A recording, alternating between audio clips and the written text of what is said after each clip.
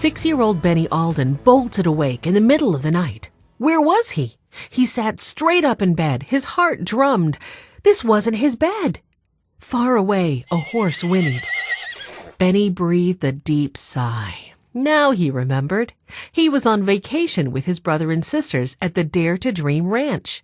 This was their first night sleeping in the bunkhouse. But what woke him? Benny slid out of bed, careful not to wake his big brother Henry asleep in the top bunk. He tiptoed past his sisters.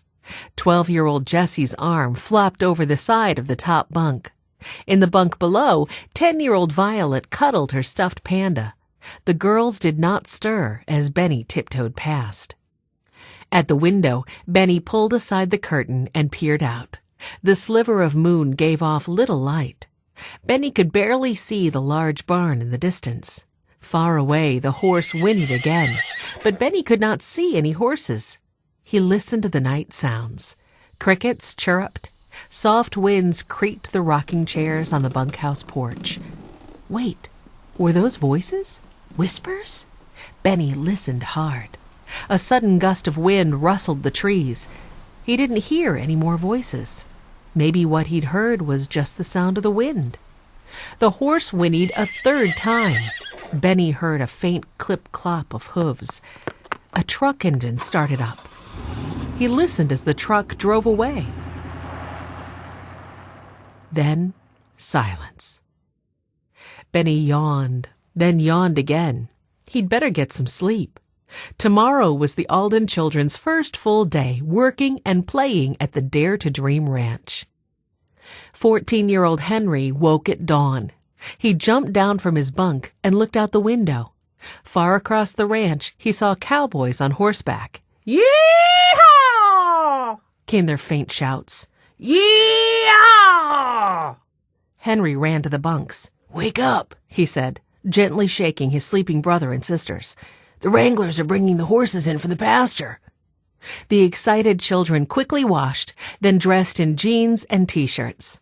They put on cowboy hats to shade them from the sun and cowboy boots for riding horses. Then they ran to the corral. The corral was a circle as big as a schoolyard with a rail fence all around. The children scrambled up and sat on the top rail to watch. Wranglers on horseback called out, "Yee-haw!" as they shooed horses in. A spirited black horse ran into the corral. It had a large white spot shaped like a dragon on its back. "Dragon!" yelled Jessie, clapping her hands. Her favorite horse looked up and shook its head. The other children searched for their favorite horses. Their grandfather, James Alden, often brought them to the Dare to Dream Ranch to ride. He and the owner, Cookie Miller, were childhood friends. Cookie had taught the children how to ride, and the children practiced hard. Each time they came, they rode better and better.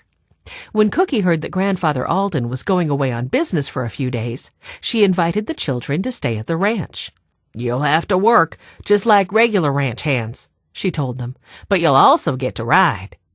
The Alden children liked to work, and they loved to ride. "Yes," they had said, at once. A small white horse with black dots walked into the corral. "Lots of dots!" called Benny. The little horse looked up and snorted. It trotted over to Benny. "He remembers me!" Benny cried. Lots of Dots had been brought to the ranch a month ago. Benny was the first guest to ride him. The horse nuzzled Benny's pocket. "You're looking for a treat, aren't you?"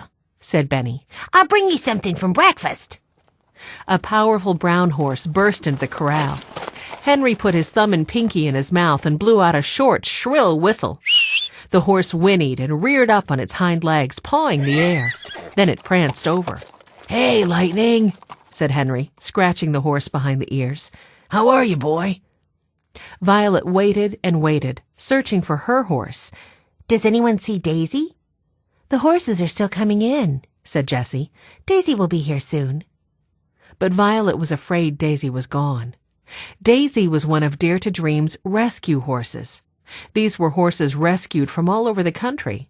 Some had wandered away from their homes. They were found sick or hungry or injured. Cookie nursed them until they were well.